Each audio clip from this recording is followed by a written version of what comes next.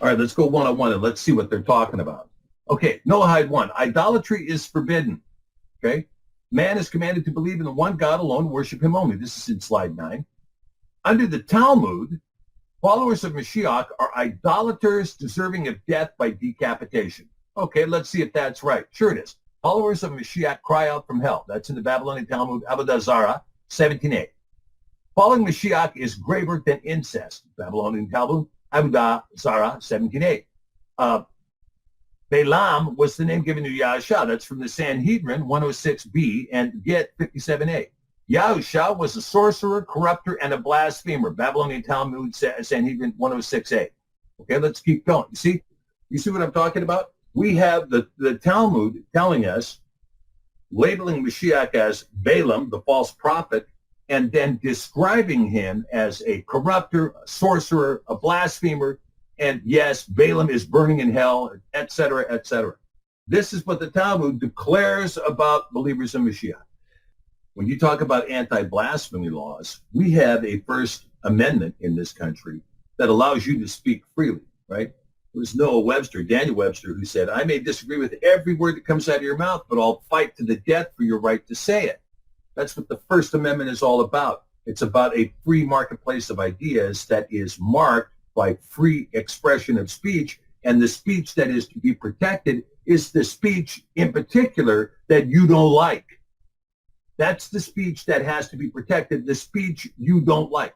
But we already have an AI and this rising generation of techno-fascism that wants to limit your speech. You can't say that publicly. You can't use that word. You can't do this. You can't do that. You can't do the other thing. I have a First Amendment that says I can speak as I see fit, as long as I'm not screaming fire in a theater or enticing somebody to fight or purveying pornography. There's speech that or giving secrets to the enemy, right? There is speech that I have a right to say, even if people don't like it. But the Noahide laws are going to reduce that on. We're going to tell you what to speak, what to think, and how to feel. And there's a whole ton of laws that come with it. You know, Europe has resisted for years, and the United States has resisted for years, the Islamic call to pass an anti-blasphemy law.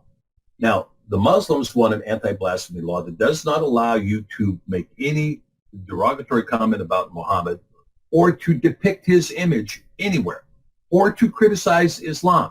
Now, there are already 25 states in the United States that have made it illegal to advocate boycotting Israel. It's a criminal act in 25 states. That's a form of blasphemy laws, okay? These blasphemy laws are extremely dangerous. I mean, imagine if we came out and we said, we're going to propose a blasphemy law that anybody who uses the old name Jesus Christ instead of Yahshua HaMashiach is engaged in blasphemy, subject to beheading, or subject to being criminalized and being adjudicated under the felony statutes of the United States. I mean, how about that? How about all of that? You know, if you have, it's who holds the hand of the blasphemy whip that determines what the blasphemy law is going to say. Now, Canada has enacted all kinds of hate speech codes, including a pro-Islamic blasphemy law in Canada. If you make certain statements concerning the LGBT community, for instance, or if you make a statement concerning Islam, you will be brought in front of the Canadian Human Rights Commission, and you will be tried. And you can be massively fined and permanently enjoined from ever opening your mouth in public again. Okay? Blasphemy laws. I am absolutely opposed to any form of blasphemy law. They're anathema to the First Amendment. And the First Amendment is what this country is all about. It's the last freedom we have. And if we don't hang on to that one, then you and I won't be talking and doing any of these shows anymore.